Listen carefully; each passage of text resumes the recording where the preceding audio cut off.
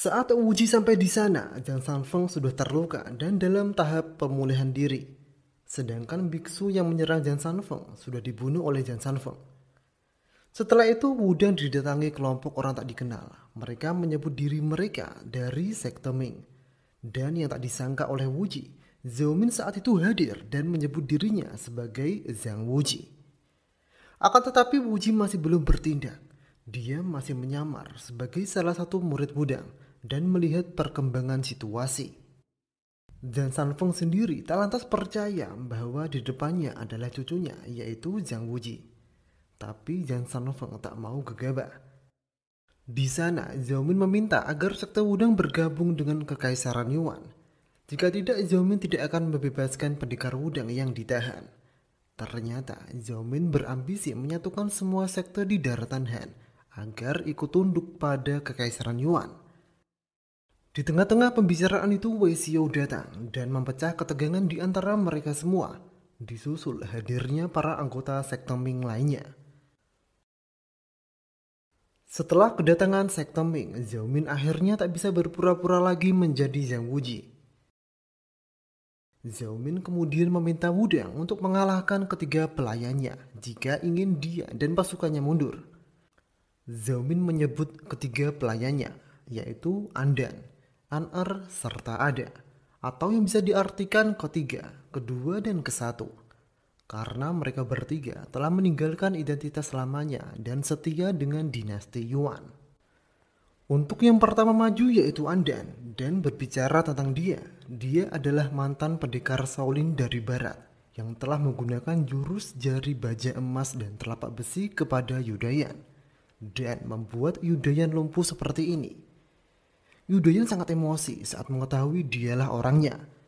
Dia ingin membalas dendam saat itu juga, tapi apa daya, dia tak bisa apa-apa lagi. Karena sekarang di Wudang yang bisa bertarung hanya Zhang Sanfeng, maka dari itu di saat itulah Wuji menampakkan dirinya di tengah semua orang. Dengan masih menyamar menjadi murid Wudang, dia mengatakan ke semua orang bahwa dia akan menggantikan Zhang Sanfeng yang saat ini sedang terluka. Sekilas Zhang Sanfeng menolaknya karena khawatir murid Wudang bukan tandingan ketiga pendekar hebat yang menjadi pelayan Zhao Min.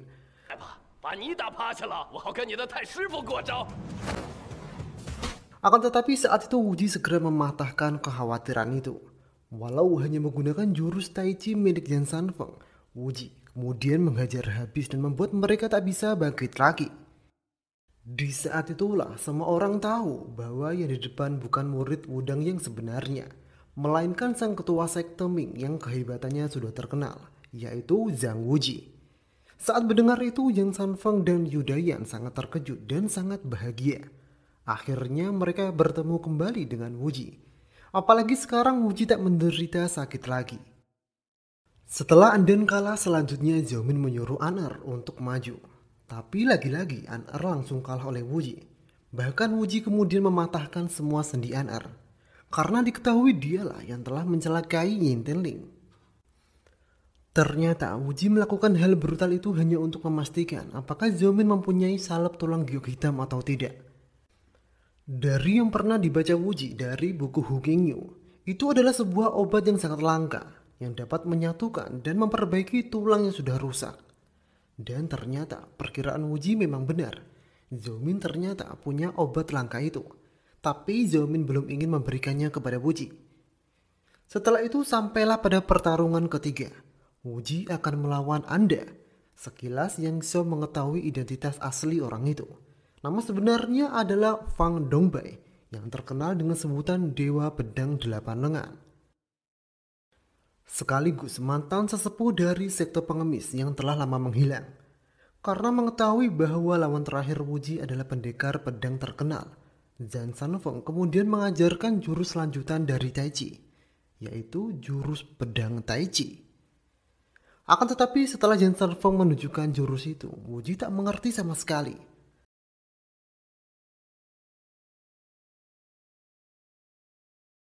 Gerakan jurus itu selalu berubah-ubah. Akan tetapi Zhang Sanfeng berkata semakin Wuji tak ingat, Wuji akan dapat memaksimalkan jurus pedang Tai Chi. Saat itu Wuji harus berhati-hati karena Fang Dongbei menggunakan pedang langit yang telah Zhou Min rebut dari sekte Emei. Akan tetapi walau dengan pedang langit, Fang Dongbei dapat dikalahkan oleh Wuji. Bahkan tangan Fang Dongbei diputuskan oleh Wuji. Sehingga Zhou Min menarik mundur pasukannya. Untuk salep tulang giok hitam, Zhou Min akan membahasnya nanti dengan Wuji di pertemuan yang akan datang. Setelah Wuji tak mendapatkan salep giok hitam, Wuji akan merencanakan merebutnya dari Zhou Min secara diam-diam. Terlihat, Wuji kemudian menyelinap ke markas musuh untuk mengambil salep tulang giok hitam tersebut. Singkat cerita, setelah lolos dari penjagaan pasukan Kekaisaran Yuan, Wuji akhirnya mendapatkan salep tulang giok hitam.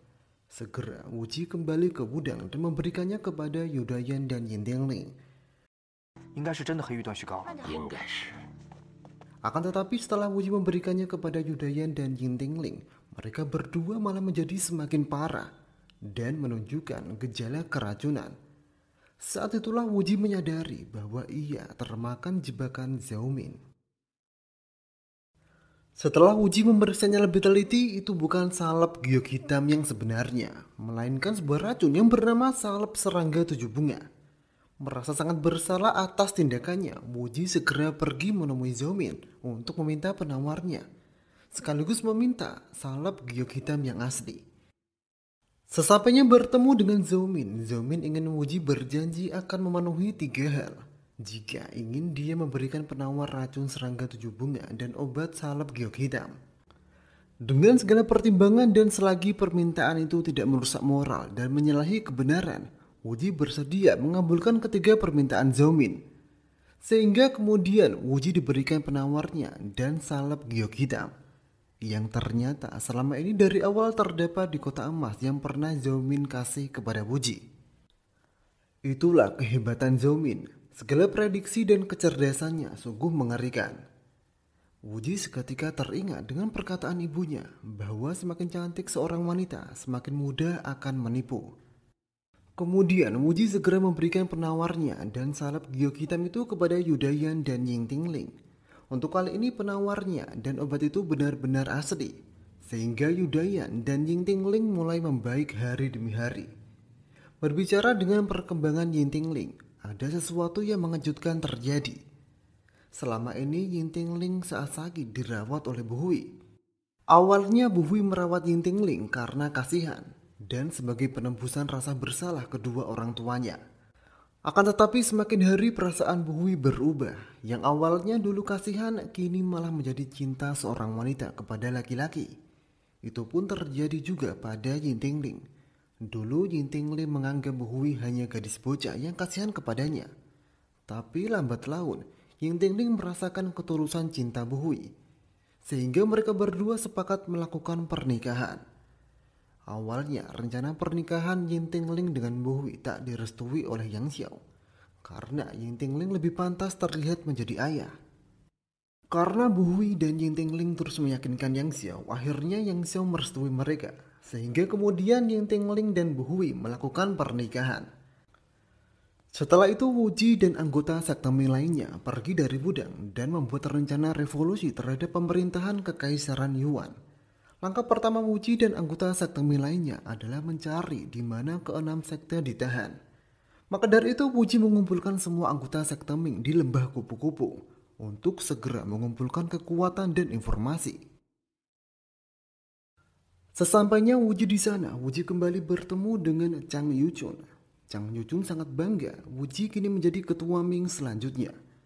Di samping itu Wuji juga bertemu dengan Zhu Juanzhang, Zhang Yuqin, dan Tang He. Mereka adalah orang-orang yang pernah menolong Wuji dan Bu Hui dari manusia kanibal di sebuah desa tak dikenal saat Wuji mengantarkan Bu Hui ke puncak terang. Seperti berada di momen yang pas, saat itu Zhu Yuanzhang, Yuxin, dan Tang He memberitahukan bahwa mereka pernah melihat pasukan Kekaisaran Yuan membawa orang-orang sekte Emei dan Wudang menuju ke ibu kota.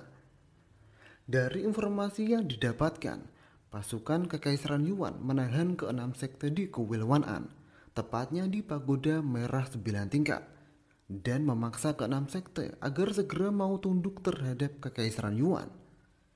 Jika terus melawan, kekaisaran akan terus menyiksa dan menahan keenam sekte. Dengan kondisi keenam sekte yang terkena racun pelemah saraf, mereka tak bisa melawan dan kabur dari kuil Wan An. Karena racun itu membuat orang-orang di enam sekte tak bisa menggunakan tenaga dalamnya. Setelah mendapatkan informasi itu, Wuji segera mengumpulkan semua pasukannya dan meminta semua anggota mengikuti perintahnya. Yang pertama, Wuji akan bergerak dahulu untuk membebaskan keenam sekte. Karena untuk berperang dengan kekaisaran Yuan, Wuji butuh kekuatan keenam sekte dan meminta menyatukan kekuatan. Wuji kemudian membagi kelompok-kelompok untuk berperang dengan pasukan Yuan di daerah-daerah kecil yang sangat strategis. Dan yang terakhir, Wuji berkata dengan keras bahwa dia berjanji jika sekte Ming dapat menang melawan kekaisaran Yuan, dia tidak akan mengambil posisi atau tahta dalam kekaisaran. Sekte Ming akan tetap menjadi oposisi yang membela keadilan dan melindungi rakyat jelata.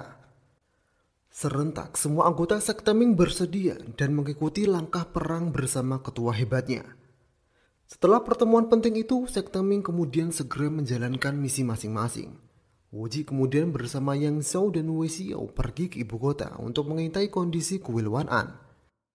Secara sembunyi-sembunyi mereka bertiga akhirnya sampai juga di dekat kuil Wan An.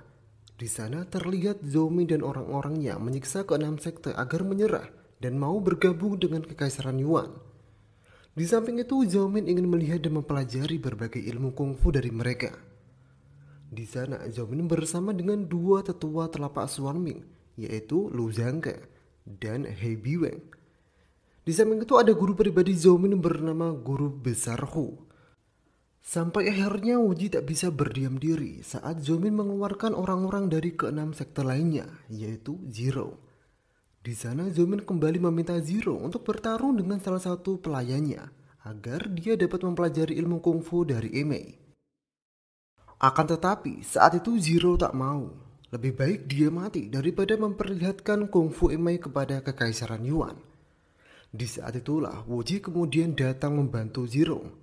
Disusul Yang Xiao dan Wei Xiao juga akhirnya keluar. Karena gejolak perasaan Zhou Min semakin besar, dia kemudian tak melanjutkan memaksa Zero.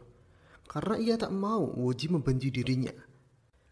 Setelah itu Wuji mundur sejenak karena kondisi tak menguntungkan jika Wuji berencana membebaskan keenam sekte sekarang. Setelah Wuji berhasil mundur, tiba-tiba Wuji didatangi oleh gurunya Zhou Min, yaitu Guru Besar Hu. Guru Besar Hu datang untuk mengajak Wuji berduel. Karena ingin tahu apa yang diinginkan Guru Hu, Wuji kemudian meladeni Guru Hu.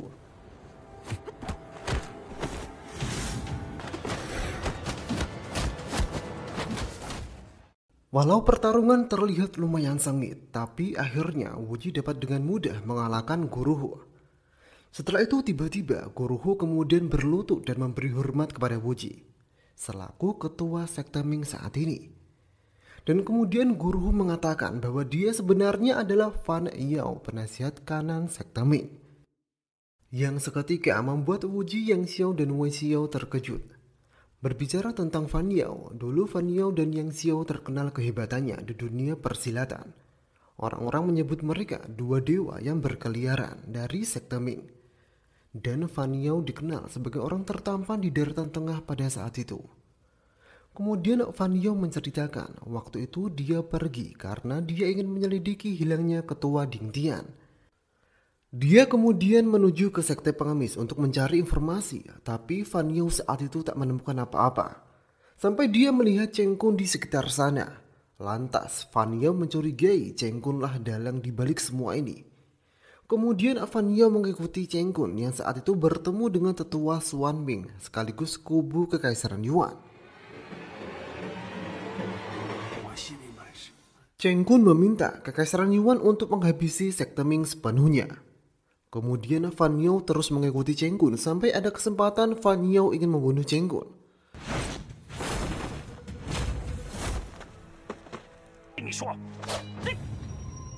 Akan tetapi di pertarungan itu Fan Yao terkena racun yang telah dipersiapkan Cheng Kun, yang membuat Fan Yao jatuh ke dalam jurang. Ajaibnya, saat itu Fan Yao selamat dan racun di dalam dirinya juga hilang berkat banyak lintah yang menghisap darahnya di sungai. Setelah itu Fan Yao memanfaatkan kematiannya untuk menghilang dari dunia persilatan. Dia kemudian merusak wajahnya, merusak suaranya, dan merubah penampilannya agar dapat menyelinap ke dalam tubuh Kekaisaran Yuan. Itu dilakukan semata-mata untuk menyelamatkan sekte Ming. Dan ternyata Fan Yao lah yang meninggalkan tulisan peringatan di Shaolin saat itu. Fan Yao kemudian mengungkapkan identitas Zhou Min yang sebenarnya, bahwa nama asli Zhou Min adalah Min Min Temur. Dia adalah putri dari Pangeran Ruyan Wang atau Cak Han. Ruyan Wang atau Cak Han adalah komandan tentara Kekaisaran Yuan yang ditugaskan oleh Kaisar untuk menghabisi semua sekte jika tak mau bergabung dengan Kekaisaran Yuan. Setelah bercerita tentang itu semua, Fan Yao kemudian menyarankan kepada Wuji, jika ingin membebaskan dan menyatukan kekuatan seluruh sekte, sebaiknya merebut penawar racun pelemah saraf terlebih dahulu. Karena saat ini keenam sekte masih terkena racun itu dan tak bisa menggunakan tenaga dalamnya. Wuji, Wei Xiao, Fan Yao dan Yang Xiao kemudian menyusun rencana. Setelah berpikir cukup lama, mereka mendapatkan suatu ide. Pertama-tama mereka butuh racun yang efeknya hampir sama dengan racun pelemah saraf agar memancing penawar itu muncul. Diketahui penawar racun pelemah saraf sekarang berada di tangan Lu Zhangke dan racun pelemah saraf ada di tangan He Biweng. Dengan kemampuan Wuji kemudian membuat racun yang penampakan dan efeknya hampir sama dengan racun pelemah saraf. Wuji menyebut racun itu sebagai racun pelemah otot. Akan tetapi itu hanya terbatas 30 menit saja. Selanjutnya, karena Lu Zhangke adalah penggila wanita atau si tukang mesum, sedangkan saudaranya He Biweng adalah maniak minuman, Fan Yao akan memancing mereka minum-minum bersama. Di saat itulah Fan Yao akan mencampur racun pelemah otot di minuman He Biweng agar He Biweng meminta penawar racun pelemah saraf kepada Lu Zhangke. Di lain sisi, Wei Xiao akan menculik selir baru Ruyan Wang untuk menjebak Lu Zhangke.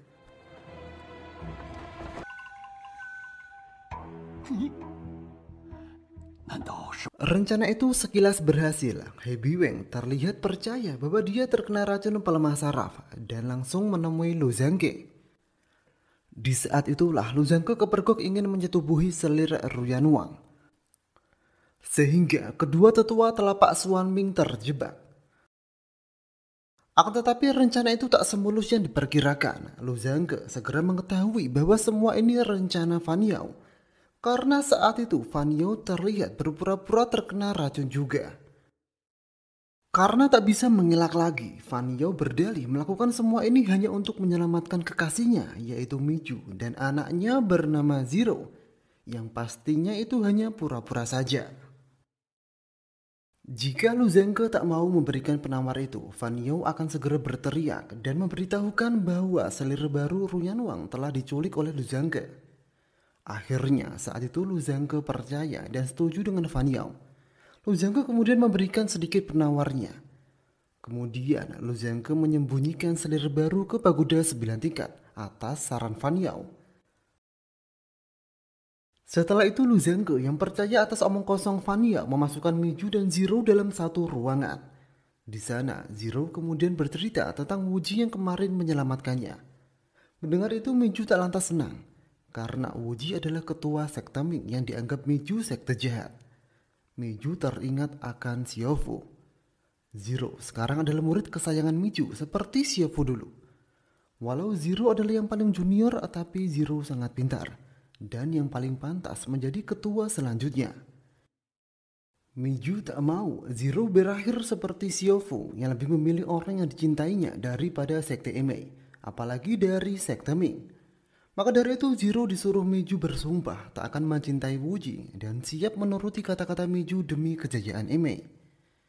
Sekilas Zero tak bisa karena perasaannya kepada Wuji tak bisa dibohongi. Akan tetapi iman Zero tak sekuat Xiaofu. Zero lebih memilih sekte Emei daripada perasaannya sendiri. Kemudian Miju memberikan cincinnya sebagai bukti bahwa Zero adalah ketua Emei selanjutnya. Setelah itu Miju memberikan misi kepada Zero. Misi itu adalah mendekati Wuji dan setelah itu membunuh Wuji. Di tempat lain, Zhao Min mengajak Wuji untuk bertemu. Di sana Zhao Min akhirnya mengatakan identitas aslinya.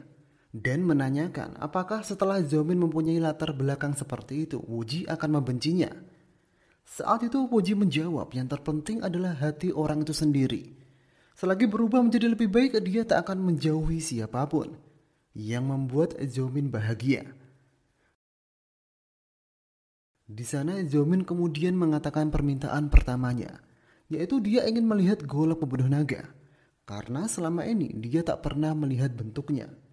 Zhao Min berjanji hanya melihat saja. Karena tak menyalahi aturan moral dan kesatria, Wuji akan mengabulkan permintaan Zhao Min. Apalagi sudah sangat lama Wuji tak mengunjungi ayah angkatnya. Beralih ke pagoda 9 tingkat, karena Fan Yao hanya sedikit mendapatkan penawarnya, dia memutuskan untuk merebutnya dari Lu Zhengke. Bergerak secara diam-diam, Fan Yao kemudian dapat melumpuhkan Lu Zhengke dan merebut semua penawarnya. Setelah itu Fan Yao langsung menuju ke 6 sekte untuk memberikan penawarnya. Walau awalnya ke 6 sekte ragu atas tindakan Fan Yao, tapi akhirnya mereka mau menerima penawar itu. Di lain sisi, kedok Fan Yao sebagai mata-mata telah diberitahukan He Biweng kepada pihak tentara Yuan. Tepatnya kakak Zhao Min yang bernama Koke Temur atau Wang Baobao. Sehingga Wang Bao dan He Biweng beserta pasukannya segera mengepung pagoda 9 tingkat untuk menangkap Fan Yao. Karena Fan Yao tak kunjung turun dan menyerahkan diri, Wang Bao kemudian membakar pagoda 9 tingkat itu. Walau di sana masih ada Lu Zhengke dan selir baru. Berita terbakarnya pagoda 9 tingkat terdengar juga oleh Wuji dan Zhao Min. Maka dari itu mereka segera ke sana. Sesampainya Wuji di sana, Yang Xiao dan Wei Xiao sudah ada di sana. Beralih ke kondisi di dalam pagoda 9 tingkat. Terlihat ke-6 sekte naik ke lantai paling atas untuk menghindari api.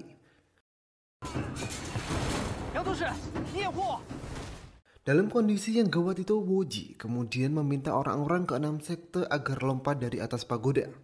Dia akan membantu menangkap mereka semua. Sekilas mereka meragukan Wuji dan masih tak percaya.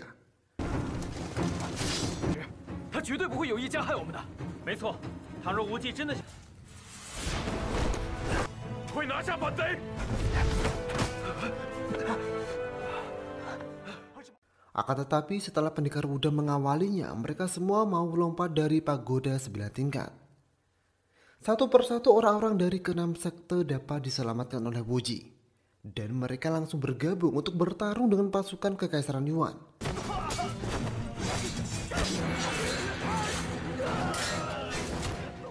Tersisa orang-orang dari sekte Emei. Mereka belum mau melompat karena mereka masih menunggu Miju yang bertarung dengan He Biweng.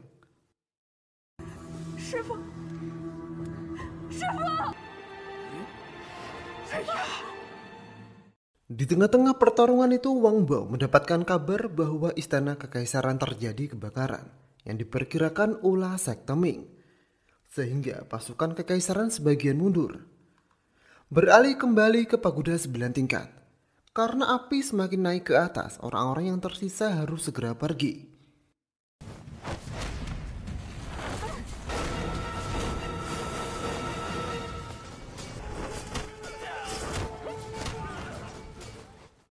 Kini yang tersisa hanya Miju dan Zero.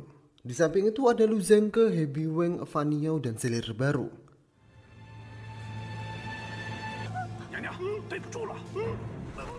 Lu Zhengke dan He Biweng serta Fan Yao dapat diselamatkan oleh Wuji. Akan tetapi selir baru ditinggalkan mati begitu saja oleh Lu Zhengke.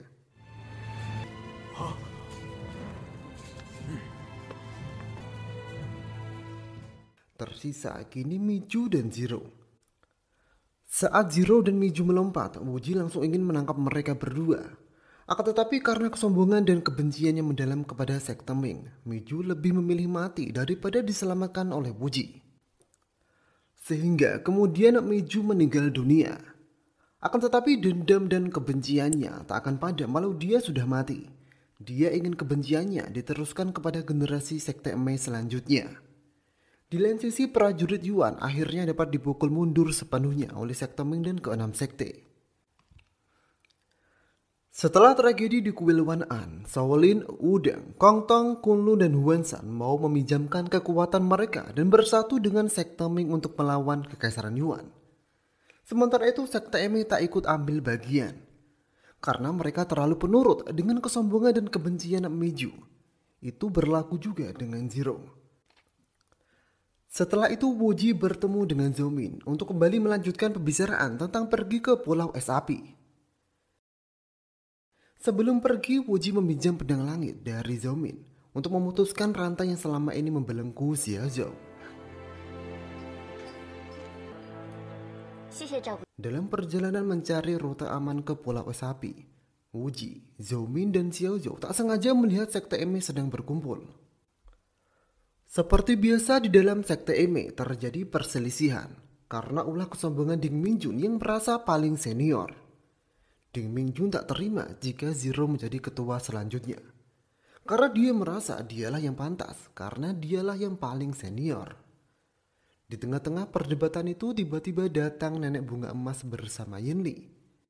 Ternyata setelah Yin Li lepas dari Weixio, dia kembali ke nenek bunga emas. Diketahui nenek bunga emas datang untuk membalas dendam kepada Meiju karena waktu itu kalah. Walau sebenarnya dia tak benar-benar kalah. Yang membedakan hanya pedang langit saja waktu itu. Kini nenek bunga emas kembali dengan tongkat barunya yang lebih kuat, yang ia dapatkan setelah bertemu dengan kakak seperguruannya yang membawa golok besar. Akan tetapi setelah tahu bahwa Meiju telah mati dan pedang langit tidak ada, nenek bunga emas ingin membawa Zero. Nenek bunga emas ingin berduel dengan ketua sekte Ime yang baru saat Zero sudah siap.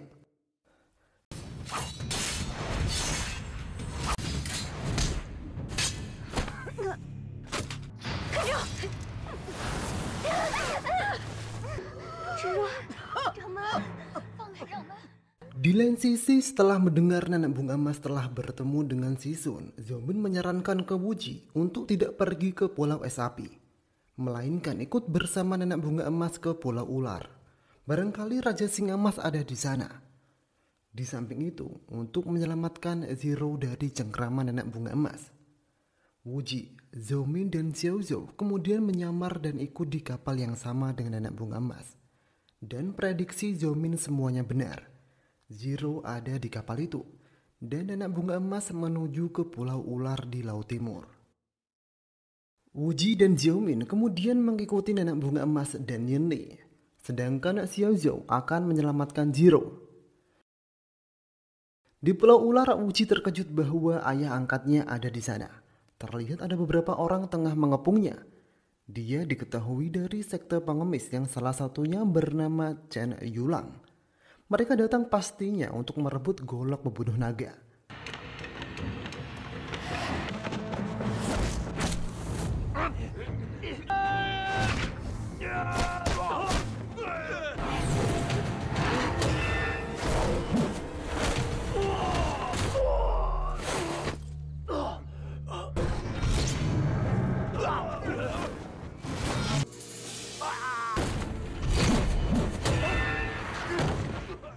Akan tetapi, walau Raja Singa Emas hanya sendirian, ditambah dia buta, Raja Singa Emas dapat mengalahkan mereka semua. Setelah Chen Yulang kalah, Sisun masih bermurah hati. Chen Yulang kemudian dibiarkan pergi. Saat itulah muncul satu orang lagi. Dia adalah Wuli. Ya, dia adalah teman dari Zhu Zhangling yang dulu merencanakan pembunuhan terhadap Wuji. Sepertinya diketahuinya keberadaan Sisun ada sangkut pautnya dengan Wuli. Tapi saat itu Wuli ditinggalkan oleh Chen Yulang. Wuji dan Zhou Min yang sejak tadi bersembunyi akhirnya disadari oleh Sisun dan nenek bunga emas. Karena tak bisa mengelak, Wuji dan Zhou Min akhirnya keluar dan mengaku bahwa mereka dari kelompok pemburu paus dan ada di Pulau Ular untuk mencari makanan. Beruntung, Sisun dan nenek bunga emas percaya dan tak mempersalahkannya. Dari cerita yang dikatakan Sisun, dia keluar dari Pulau Es Api karena diberitahu Chen Yulang dan Wuli bahwa Wuji terkena telapak suaming dan kini hidupnya tak diketahui, yang membuat Sisun marah dan ingin kembali ke daratan tengah untuk membuat keonaran. Dalam perjalanannya kembali ke daratan tengah, si Sun malah sampai di daerah Pulau Ular dan bertemu dengan nenek bunga emas. Waktu itu, nenek bunga emas mengenali si Sun, tapi si Sun masih tak tahu siapa nenek bunga emas sebenarnya. Dan ternyata nenek bunga emas tak tahu saat itu bahwa yang dibawa si Sun adalah golok pembunuh naga. Tapi berbeda dengan sekarang, nenek bunga emas mendengar bahwa yang dipegang si Sun adalah golok pembunuh naga, sehingga nenek bunga emas menyuruh Wuli untuk merebutnya. Jika tidak, Wuli akan mati dengan racun yang dibawa oleh nenek bunga emas. Wuli saat itu bersedia melakukannya. Hanya saja dia harus dipertemukan kembali dengan anaknya yaitu Wu Qinying yang berada di Pulau Ular juga. Kemudian terlihat Wuli mulai mendekati si Sun dan berpura-pura memberikan sebuah anggur yang ternyata di dalamnya ada sebuah racun. Beruntung Wuji yang tahu rencana busuk itu segera memperingatkan si Sun sehingga si Sun tak jadi celaka. Di lain sisi Wuli kemudian dihajar oleh si Sun sampai dia meninggal. Di saat yang bersamaan nenek bunga emas kemudian datang sehingga Wuji dan Xiaomin kemudian bersembunyi. Karena rencana nenek bunga emas gagal, dia memberitahukan yang sebenarnya, bahwa dia ingin meminjam golok pembunuh naga untuk membalas dendam sekte Emei dan mencari orang yang telah membunuh suaminya. Ternyata nama asli nenek bunga emas adalah Daikisi, yang terkenal dengan julukan Ratu Naga Ungu, yang merupakan salah satu dari raja penjaga sekte Ming. Walau dulu Daikisi dan si Sun sangat dekat, si Sun tak bisa memberikan golok itu. Daikisi saat itu langsung ingin bertarung dengan si Sun untuk merebut golok itu. Di dalam pertarungan itu Yinli yang ada di sana malah tak sengaja terkena serangan tersebut, sehingga membuat Yinli terluka dan tak sadarkan diri. Disusul walau si Sun saat ini buta, Daikisi masihlah belum menjadi tandingan si Sun. Saat pertarungan mereka berdua terhenti, di sudut lain terjadi sesuatu. Setelah Wuji dan yang lain melihatnya, kapal mereka tumpangi dihancurkan oleh kapal yang tak dikenal. Beruntung, Wuji kemudian dapat menyelamatkan Zero.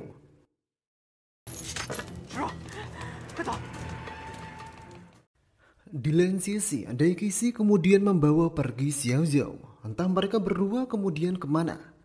Setelah itu terlihat ada sekelompok orang turun dari kapal asing itu. Ketiga orang dari mereka masing-masing membawa perintah api sekte Ming. Mereka mengaku adalah salah satu dari 12 raja penjaga kesetaraan sekte Ming pusat Persia. Mereka datang untuk memperbaiki kerusakan di sekte Ming Daratan Tengah dan meminta pertanggungjawaban keempat raja penjaga sekte Ming Daratan Tengah. Salah satunya adalah si Sun. Sepertinya mereka belum tahu bahwa saat ini sekte Ming Daratan Tengah mempunyai ketua yang baru. Saat itu mereka bertiga ingin langsung menangkap si Sun. Akan tetapi Wuji yang ada di sana tak bisa membiarkan itu. Wuji kemudian bertarung dengan mereka.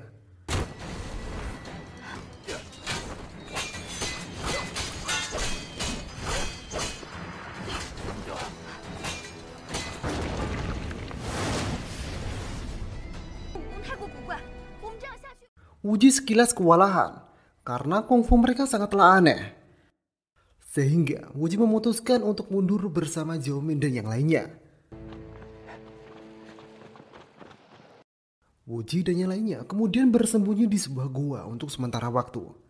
Di sanalah Wuji akhirnya memberitahukan kepada si Sun bahwa pemuda di depannya yang bernama Zhen Anyu sebenarnya adalah anak angkatnya yang bernama Wuji.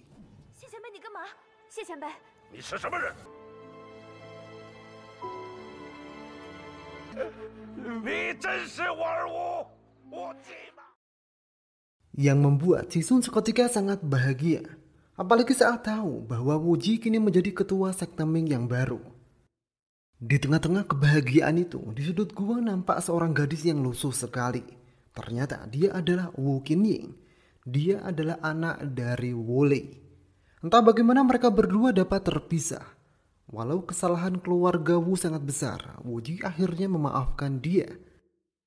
Wuji kemudian memberitahukan kepada Wu Qinying bahwa ayahnya telah mati. Di lain sisi, pihak sekte Ming Persia masih ingin mencari di mana si Sun berada. Dan ternyata yang membawa sekte Ming Persia ke Pulau Ular adalah Chen Yulang. Beralih kembali kepada Wuji dan yang lain. Wuji meminta ayah angkatnya dan Zero agar tetap bersembunyi di dalam gua. Dia bersama Zhoumin akan segera mencari Xiaozhou dan Daikisi. Disinilah perasaan Wuji dan Yaomin semakin kuat. Tapi mereka berdua belum bisa menunjukkan satu sama lain. Setelah terus mencari, Wuji dan Zhoumin akhirnya menemukan Xiaozhou. Wuji dan Zhoumin dibuat terkejut saat itu karena Xiaozhou terlihat mau dibakar oleh Daikisi. Segera Wuji dan Yaomin menyelamatkannya.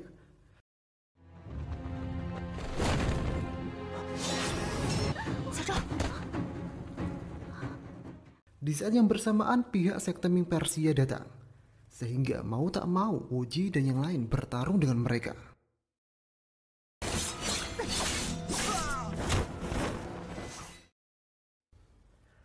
Dalam pertarungan itu Zhoumin terluka. Tapi di lain sisi, Wuji dapat menahan sandera dari pihak sekte Ming Persia. Yang ternyata sandera itu adalah salah satu dari 12 penjaga kesetaraan sekte Ming Persia.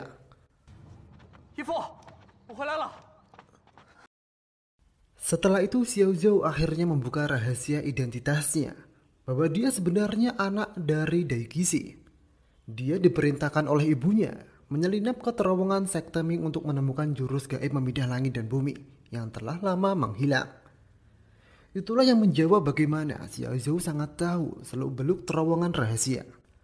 Tapi sampai saat ini Xiaozhou bisa bersumpah bahwa dia tak akan mengkhianati Wuji, karena Xiaozhou juga ada perasaan terhadap Wuji. Walau tak berharap menjadi istri, hanya menjadi pelayan Wuji itu sudah membuatnya sangat senang. Kemudian atas kegagalannya, Xiaozhou mendapatkan hukuman dari Daikisi, yaitu kematian. Walau dia hampir dibunuh oleh ibunya, Xiaozhou masih ingin ibunya hidup. Xiaozhou kemudian memohon ke Wuji untuk menyelamatkan Daikisi. Setelah mengetahui lokasi Daikisi yang ditahan, segera Wuji kemudian pergi untuk menyelamatkan Daikisi. Dan kemudian Wuji mengatakan bahwa dialah Zhang Wuji, ketua baru sekte Ming. Lalu memohon kepada pihak sekte Ming Persia agar melepaskan Daikisi. Karena sekte Ming Persia tak mau, Wuji kemudian membuat negosiasi. Jika ingin raja penjaga kesetaraan sekte Ming Persia selamat, mereka harus melepaskan Daikisi. Tidak itu saja, mereka harus menyiapkan satu perahu. Setelah negosiasi yang lumayan alot, akhirnya pihak sekte Ming Persia menyetujuinya dan kemudian melepaskan Daikisi. Pihak sekte Ming Persia saat itu belum tahu bahwa nenek tua yang dipanggil nenek bunga emas adalah Daikisi, sang ratu naga ungu. Setelah Daikisi diselamatkan oleh Wuji dan tahu bahwa Wuji adalah ketua sekte Ming yang baru, seketika Daikisi berlutut dan memberi hormat kepada Wuji. Kemudian Daikisi menceritakan masa lalunya. Dia dulu berasal dari Persia dan bergabung dengan sekte Ming Daratan Tengah. Kecantikan Daikisi sangat terkenal di kalangan sekte Ming waktu itu. Bahkan saat itu Fan Yao ikut jatuh cinta kepadanya. Tapi Daikisi menolaknya. Malah dia memilih orang yang notabene adalah musuh sekte Ming waktu itu.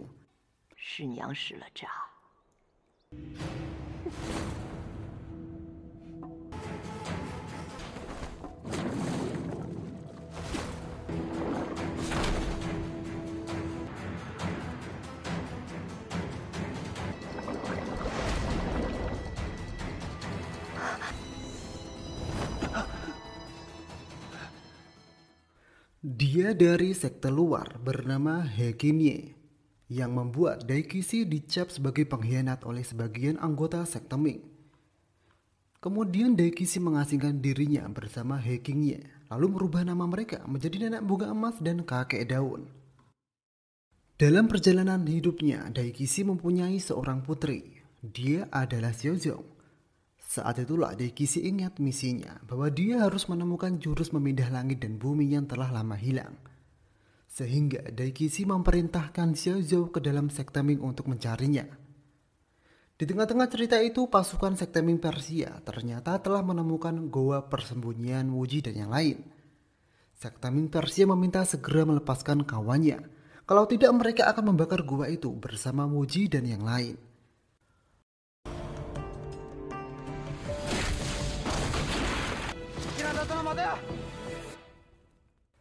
Saat itu, Wuji tak lantas begitu saja melepasnya.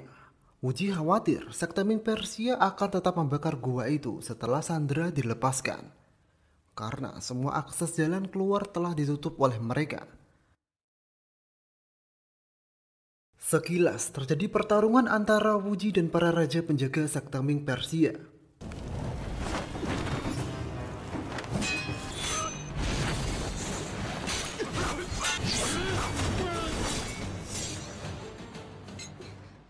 Beruntungnya, Wuji dapat mengatasinya. Bahkan Wuji dapat mengambil jurus perintah api suci dari mereka.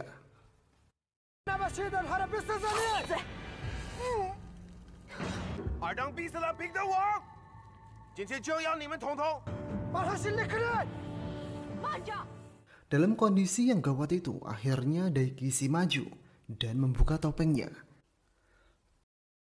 Ternyata di balik tampilan nenek tua itu ada sosok wanita yang sangat cantik. Semua orang terkejut, terlebih dengan sekte Ming Persia, karena Daikisi adalah wanita yang selama ini mereka cari.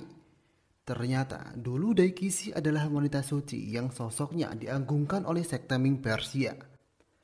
Sehingga sekte Ming Persia kemudian mundur atas permintaan Daikisi. Setelah itu karena Daikisi sudah mempunyai seorang putri yaitu Xiaozhou, maka wanita suci selanjutnya akan diteruskan kepada Xiaozhou. Sekaligus Xiaozhou akan menjadi ketua sekte Ming Persia yang baru. Seakan waktu berlalu dengan cepat, kini Xiaozhou mengucapkan perpisahan dengan Wuji. Kini dan seterusnya dia tak akan bisa lagi melayani Wuji. Xiaozhou akan pergi ke Persia selamanya.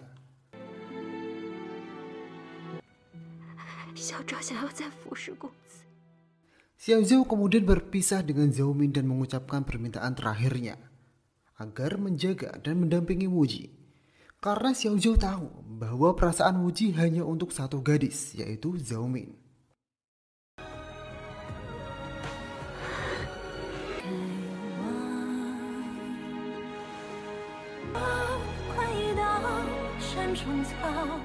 Setelah sekte Ming Persia mundur dan Xiaozhou serta Daikisi pergi, Zhou Min menyarankan kepada Wuji agar memulihkan kekuatan terlebih dahulu sebelum kembali ke daratan tengah. Sehingga Wuji dan yang lain akan menetap di Pulau Ular untuk sementara waktu. Walau perasaan Wuji sudah sangat jelas terhadap Zhou Min, dia masih tak bisa berterus terang. Kalau tak karena dia mengemban posisi ketua sekte, dia akan rela bersama Zhou Min untuk selama-lamanya. Tak ingin memikirkan itu secara berlebihan, Wuji mengajak Zhou Min kembali dan beristirahat bersama agar segera pulih dari lukanya.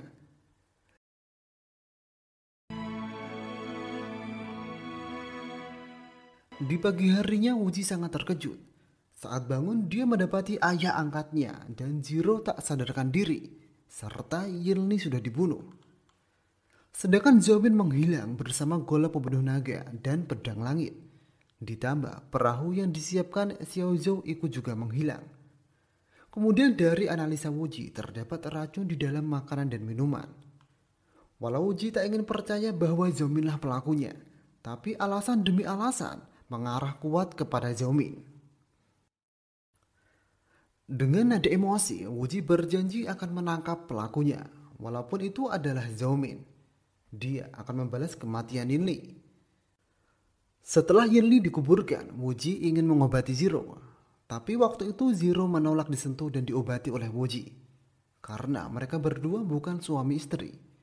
Di saat itulah Sisun memberikan solusi agar Wuji dan Zero segera melakukan pernikahan. Kalau itu terlalu cepat, Wuji dan Zero dapat mengawalinya dengan pertunangan terlebih dahulu. Sehingga pada hari itu Wuji dan Zero sepakat melangsungkan pertunangan. Setelah Wuji menyembuhkan Zero dan Sisun, mereka bertiga segera bersiap-siap kembali ke daratan tengah. Di saat itu, tiba-tiba datang tentara Kekaisaran Yuan yang meminta Wuji dan yang lain ikut bersama mereka kembali ke daratan tengah. Mereka akan membantu mengantarkan atas perintah tuannya.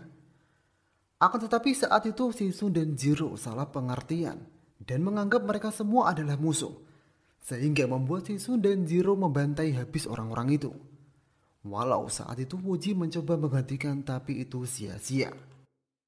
Dengan kapal yang telah dibawa tentara Kekaisaran Yuan, Wuji, Sisu, dan Zero dapat kembali ke daratan tengah. Singkat cerita, mereka bertiga sampai di daerah Hanzi dan sementara tinggal di sana.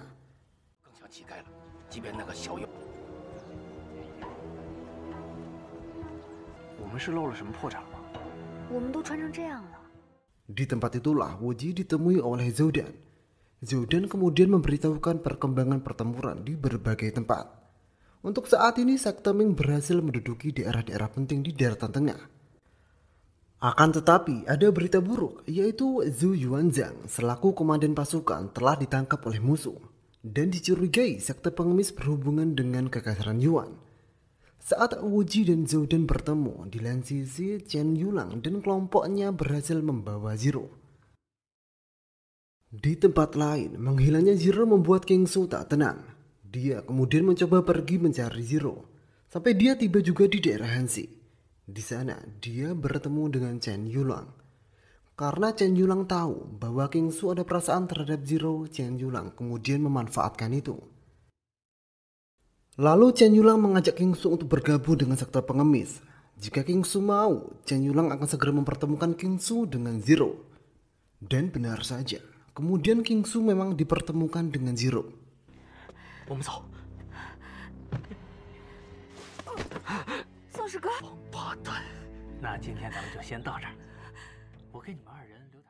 Di sana, King Su mulai berterus terang bahwa dia sangat mencintai Zero. Akan tetapi Zero berkata bahwa dia sudah bertunangan dengan Wuji. Yang membuat King Su sangat kecewa sampai dia gelap mata dan ingin memperkosa Zero. Di saat itulah pendekar ketujuh bernama Mo Senggu datang. Diketahui setelah King Su mencari Zero, Mo Senggu kemudian mencari keberadaan King Su.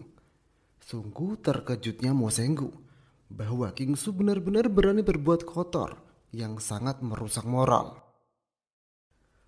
Mo Senggu saat itu ingin membunuh King Su karena perbuatan King Su sudah seperti binatang yang merusak martabat sekte Wudang. Akan tetapi kemudian Chen Yulang datang dan membuat Mo Senggu dilumpuhkan. Dalam keadaan sekarat, Mo Senggu mencoba lari, tapi naas, Mo Senggu sudah tak bisa kemana-mana lagi.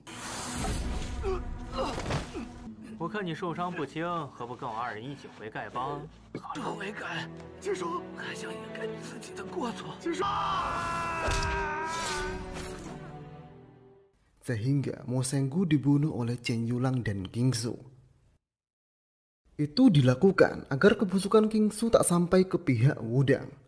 Di tempat lain, setelah Wuji bertemu dengan Zoudan, Wuji segera menyelidiki sekte pengemis.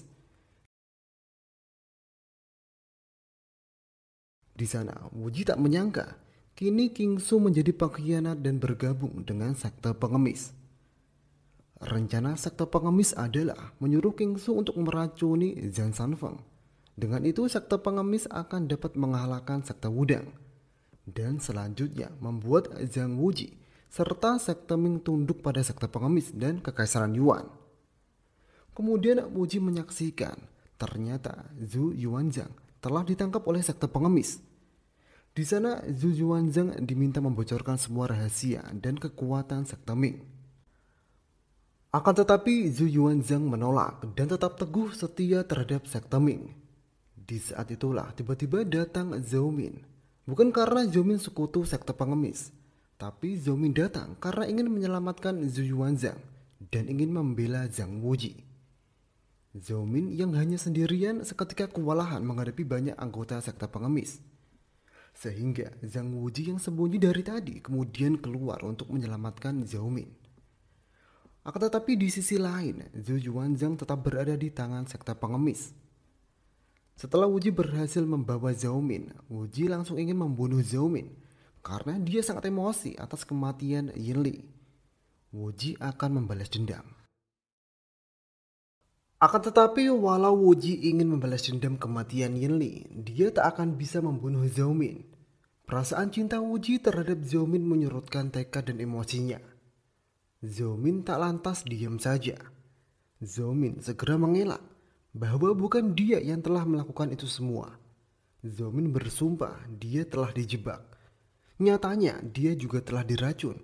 dan sadar-sadar dia telah berada di lautan.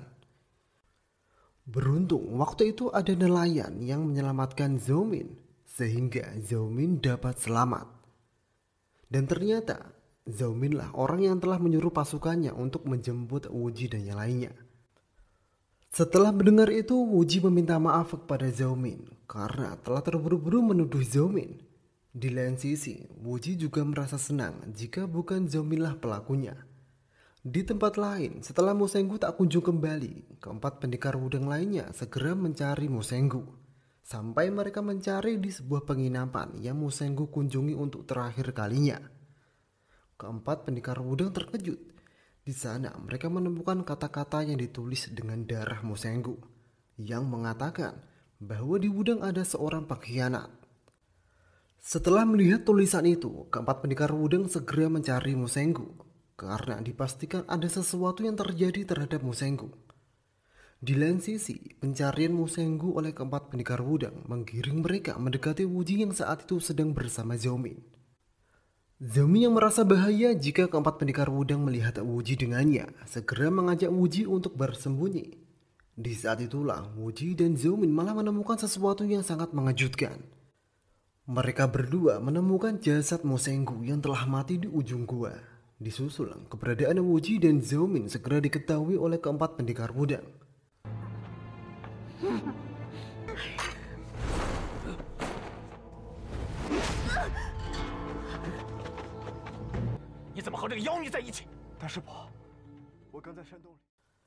Saat keempat pendekar wudang mengetahui bahwa Mu Senggu telah mati, seketika mereka berempat langsung menuduh Zhao Min lah pelakunya. Akan tetapi Wu Ji yang ada di sana tak lantas diam saja.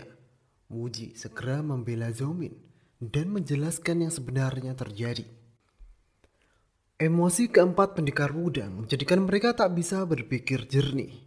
Mereka berempat malah sekalian menuduh Wu Ji ikut dalam aksi pembunuhan Mu Senggu. Sehingga untuk menggantikan keempat pamannya, Wu Ji terpaksa menotok mereka untuk membuat mereka berempat berhenti. Di saat itulah tiba-tiba terlihat King Su dan Chen Yulang melintas. Merasa ada yang tak wajar, Zhao Min menyuruh Wu Ji untuk menggantikan King Su. Di saat itulah keempat pendekar wudang dibuat terkejut dan langsung tercengang histeris. Bahwasanya yang telah membunuh Mu Senggu adalah Chen Yulang bersama King Su. Di sana terlihat King Su disuruh Chen Yulang untuk meracuni Zhang Sanfeng. Jika King Su tak mau, Zero akan celaka.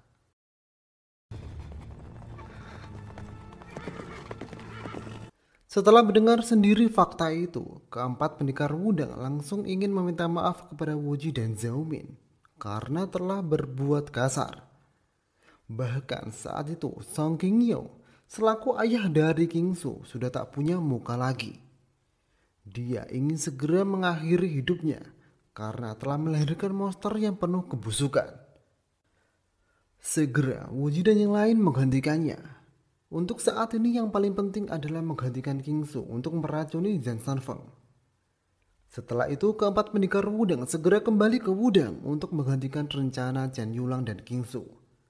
Sementara itu Wu Ji akan mencari Sisu dan Zero terlebih dahulu. Sebelum itu Wu Ji mengucapkan selamat tinggal kepada Zhao Min. Wu Ji memberitahukan kepada Zhao Min bahwasanya dia akan segera menikah dengan Zero. Walau perasaan mereka berdua sama-sama kuat, tapi Wu Ji merasa dirinya dan Zhao Min tak bisa bersatu. Wu Ji tak bisa menghadapi jika suatu hari nanti dia bersama dengan Zhao Min. Di sisi lain, dia harus saling bunuh dengan kakak dan ayah Zhao Min. Dengan berat hati, Wu Ji melepaskan genggaman hangat Zhao Min. Setelah Zhao Min berpisah dengan Wu Ji, Zhao Min mendedikasikan hidupnya di kuil Buddha, menyingkir dari dunia politik dan persilatan. Sementara itu Wu Ji kembali bertemu dengan Zhao Dan. Di sana ternyata Zhu Juanzhang telah diselamatkan. Setelah itu walau masih dalam keadaan terluka, Zhu Juanzhang kembali ke medan perang karena dia adalah komandannya. Beralih ke rencana King Su yang ingin meracuni Zhang Sanfeng. Kini King Su sudah sampai di wudang dan bertemu dengan Zhang Sanfeng. Sekilas semuanya berjalan lancar dan Jan Sanfeng tak menyadari rencana busuk Kingsu. Akan tetapi, entah ada ilham apa yang datang kepada Kingsu. Dia kemudian membuang racun itu dan berlutut meminta maaf kepada Jan Sanfeng karena ingin meracuninya. Di saat yang bersamaan kemudian keempat pendekar Wudang datang. Song Qingyu sebagai ayahnya ingin segera membunuh Kingsu saat itu juga. Akan tetapi saat itu Jan Sanfeng menggantikannya. Kemudian walau Song Qingyu tak jadi membunuh Kingsu, dia masih belum bisa memaafkan kebusukan Kingsu. Dan demi membersihkan reputasi sekte Wudang, Song Qingyu kemudian mengusir Kingsu dari Wudang untuk selamanya.